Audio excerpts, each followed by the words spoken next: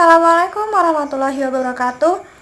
Nama saya Melia Dwi Sawitri, NPM 19412049, kelas akuntansi 19A. Di sini saya akan membuat critical review dari film yang berjudul Alangkah Lucunya Negeri Ini. Informasi latar belakang, film Alangkah Lucunya Negeri Ini adalah film karya Deddy Mizwar yang mencerminkan realitas sosial yang ada di dalam kehidupan masyarakat di negeri ini. Di dalam film ini terkandung berbagai macam makna kehidupan, mulai dari makna religi, nasionalisme, kehidupan sosial, serta pendidikan untuk memilih mana yang baik atau benar dan yang mana yang salah. Pada film ini saya tertarik untuk mengkajinya karena di dalam film ini terpapar jelas tentang kisah nyata di negeri ini bahwa eksploitasi anak benar-benar ada dan nampak nyata di negeri. Generasi-generasi muda yang seharusnya belajar dan mencari ilmu setinggi-tingginya malah dituntut dan diajarkan untuk melakukan sesuatu yang tidak halal, yaitu mencopet. Berikut saya tampilkan cuplikan dari film Alangkah Lucunya Negeri Ini. Lama nganggur dia bisa stres. Sian. Dia nggak nganggur, dia lagi berusaha. Beda.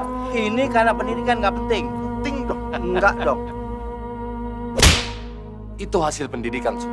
Kalau lo nggak berpendidikan, lo nggak akan tahu bahwa pendidikan itu nggak penting. Makanya pendidikan itu penting. Kalau mau cepat kaya, lu piara cicak, buaya, sama gurita.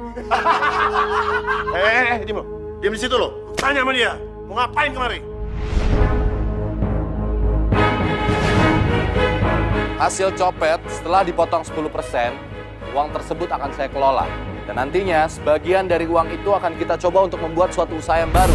Kita lihat siapa di antara kalian yang punya bakat bisnis. Tapi kalau kalian nggak ada yang percaya sama saya, ya udah, kerjasamanya bubar. Karena kerjasama kita ini modalnya adalah kepercayaan. Mereka ini siapa, Bang? Pencopet. Orang yang berpendidikan yang nyopet itu tidak disebut pencopet, tapi koruptor. Ya bang, kita mengejar koruptor. Hidup koruptor! Baik, kemudian ada ringkasan cerita. Film Alangkah Lucunya Negeri Ini merupakan salah satu film komedi Indonesia tahun 2010 yang dirilis oleh Deddy Mizwar. Cerita film ini ditulis oleh Musfar Yasin dan diperankan oleh Reza Rahardian, Deddy Mizwar, Slamet Raharjo, Jaja Miharja, Tio Pakusadewo, Asrul Dahlan, Ratu Tika, Bravani, Rina Hashim, Sakorta Ginting, Sonia, dan Tengku Edwin.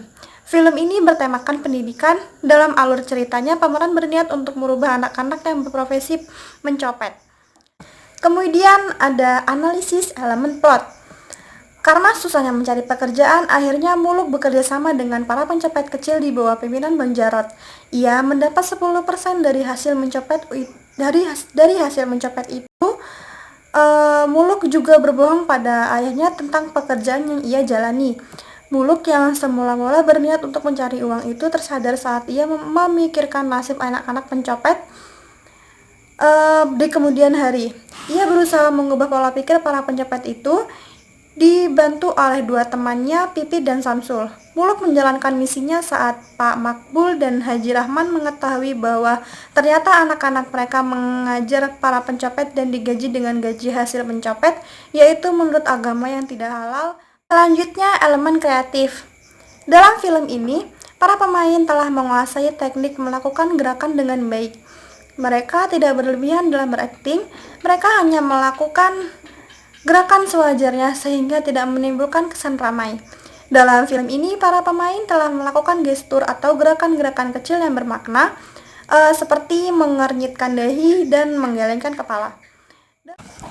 Opini, pertama kali saya menyaksikan film ini, saya terharu melihat kondisi kehidupan yang ada dalam film tersebut. Dan itu pun sama persis yang ada dalam kehidupan bangsa Indonesia saat ini.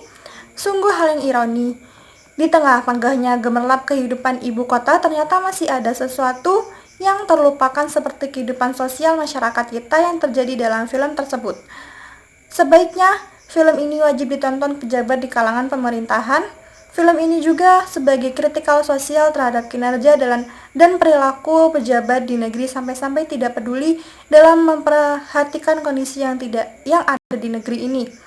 Tetapi saya sempat merasa bangga dan termotivasi akan sikap dan perilaku Muluk seperti yang ada dalam film tersebut, yang berjuang keras memberikan pendidikan dan tata cara mencari uang lagi tanpa harus mencopet, yaitu dengan cara menjadi pedagang asongan. Baik, saya akan menarik kesimpulan dari film Alangkah Lucunya Negeri ini.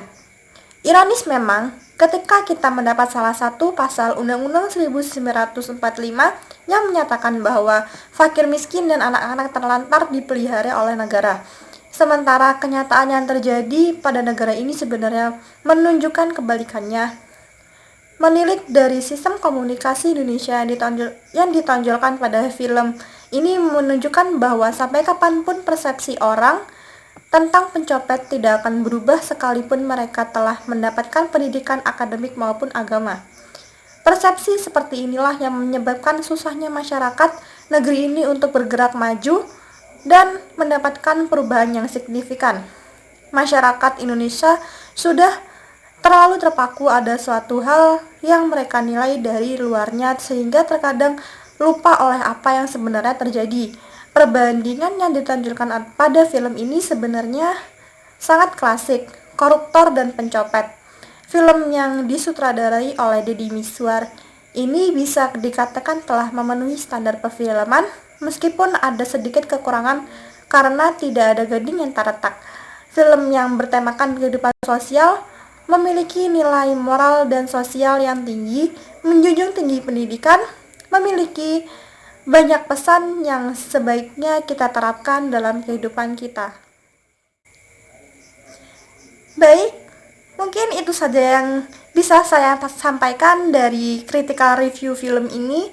Kurang lebihnya saya mohon maaf. Wassalamualaikum warahmatullahi wabarakatuh.